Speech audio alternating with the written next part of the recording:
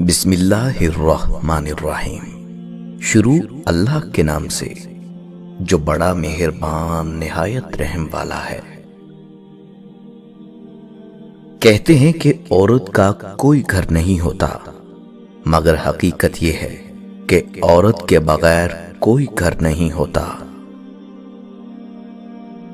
مجھے ایک عورت کو دیکھ کر دکھ ہوتا ہے جب اس کی ذات پر دھبا لگتا ہے تو وہ اسے مٹانے کے لیے داڑھی نہیں رکھ سکتی۔ ہر مرد کی بیوی اس کے لیے ہیرے کی طرح ہے اور دوسری عورتیں لوہا، تو پھر وہ شخص عقل مند کیسے ہو سکتا ہے جو ہیرے کو چھوڑ کر لوہے کے پیچھے بھاگے؟ عورت شک کرے تو مرد ہنس کر ٹال دیتا ہے، لیکن مرد شک کرے تو رو رو کر ٹوٹ جاتی ہے۔ عورت کے بارے میں مشہور ہے کہ وہ راز نہیں رکھ سکتی، لیکن یہ حقیقت ہے۔ عورت کو راز رکھنا اگر نہ آتا تو کوئی بھی مرد سر اٹھا کر نہ جی سکتا۔ عورت رو سکتی ہے، دلیل نہیں پیش کر سکتی۔ اس کی سب سے بڑی دلیل اس کی آنکھ سے ڈھلکا ہوا آنسو ہوتا ہے۔ عورت کے تقدس کی حد یہ ہے کہ فرشتوں سے بھی اس کی بناوٹ کا پردہ رکھا گیا، اور پہلی عورت اس مرد کی پسلی سے پیدا کی گئی جس کی وہ منکوحہ کہلائی۔ اس عورت کے دلی سکون کا کوئی اندازہ نہیں لگایا جا سکتا جس کی محبت اس کا شوہر ہو۔ بہترین بیوی وہ ہے جو شوہر کی موجودگی میں عورت اور غیر موجودگی میں مرد بن جائے۔ ہم عورت کو نکاح میں رکھتے ہیں یا نگاہ میں، اور مسئلہ تب آتا ہے جب جسے نگاہ میں رکھتے ہیں اسے نکاح میں نہیں رکھتے، اور جسے نکاح میں رکھتے ہیں اسے نگاہ میں نہیں رکھتے۔ اس معاشرے کا عجیب المیہ ہے کہ یہاں گھٹیا سے گھٹیا بے حیا مرد کو بھی با حیا شریف اور پارسا بیوی چاہیے۔ مرد آنکھیں نیچے نہیں کرنا چاہتا، عورت پردے کو جہالت سمجھتی ہے، مگر دونوں کو احترام اور عزت کی تلاش ہے۔ مرد اپنی بیوی اور خاندان کے درمیان پل کا کام کرتا ہے۔ اگر پل کمزور ہو تو سارے رشتے کمزور ہو جاتے ہیں۔ خدا نے یہ صفت صرف عورت کو بخشی ہے کہ وہ پاگل بھی ہو جائے تو اولاد یاد رہتی ہے۔ ماں تب بھی روتی تھی جب بیٹا کھانا نہیں کھاتا تھا، اور ماں آج بھی روتی ہے جب بیٹا کھانا نہیں دیتا۔ اگر کوئی عورت آپ سے آپ کا مرد چرا لیتی ہے تو سب سے اچھا بدلہ یہ ہے کہ اسے ادھر ہی رہنے دیں، کیونکہ اصلی مرد کبھی چوری نہیں ہوتے۔ اللہ نے عورت کو مرد کی پیشانی سے نہیں بنایا کہ وہ مرد پر حکومت کرے، نہ ہی اسے اس کے پاؤں سے کہ وہ اس کی غلامی کرے، بلکہ اس کی پنسلی سے بنایا تاکہ وہ اس کے دل کے قریب رہے۔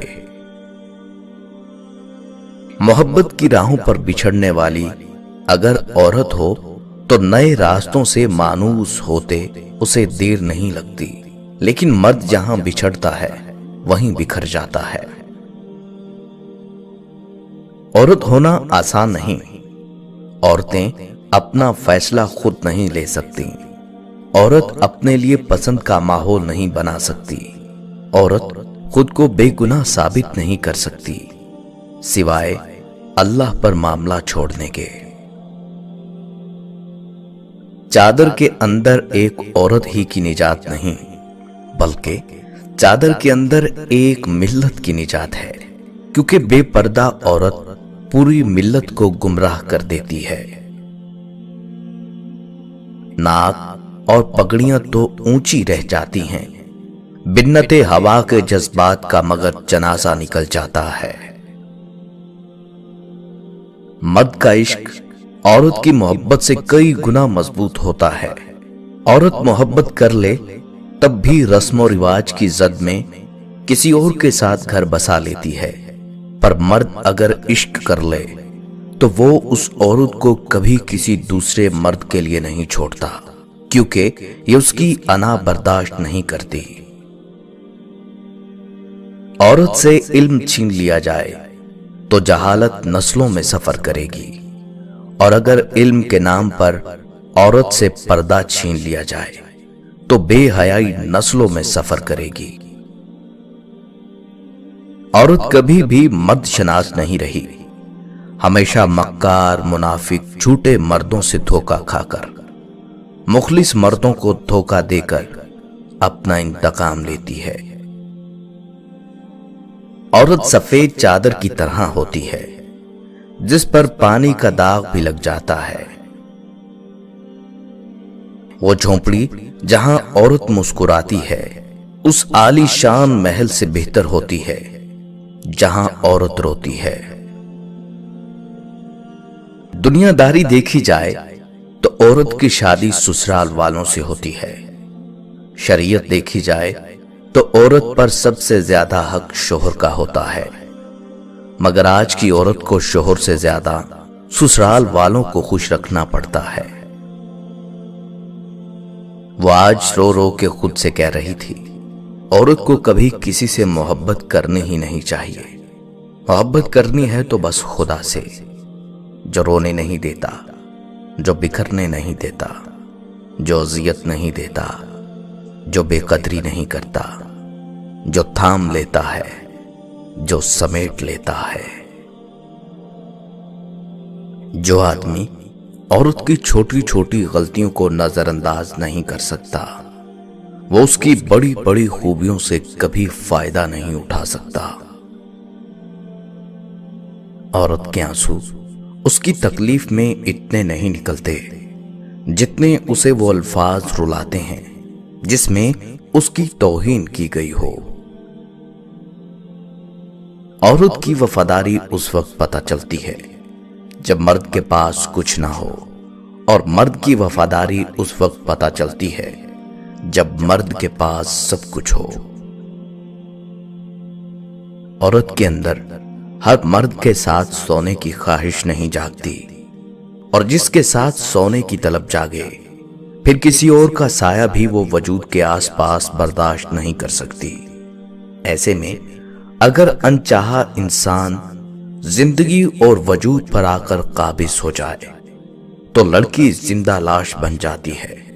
तुम्हें पता है, घुटन ज़दा इंसानों की इस बस्ती में हर दूसरी औरत लाश है।